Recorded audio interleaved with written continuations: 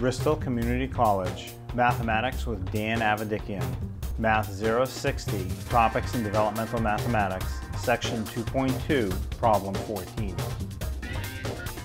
This is Section 2.2, Problem number 14. It says identify the numbers prime or composite, and we have 357. So this one's not immediately obvious whether it's prime or composite. What we have to do is see if there are any numbers besides 1 and 357 that divide into 357 evenly. And now there is a trick to see if it's divisible by 3. And it turns out that it is. It is evenly divisible by 3. What you want to do is add the total of the digits. So I will add 3 plus 5 plus 7. So 3 plus 5 is 8. 8 plus 7 more is 15.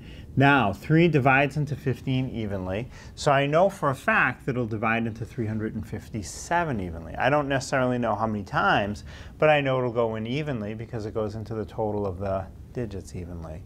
So if you divide it, you'll see that 3 times 119 equals 357.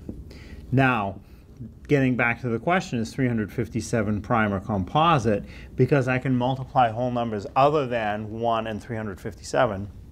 That tells me that the 357 is a composite number.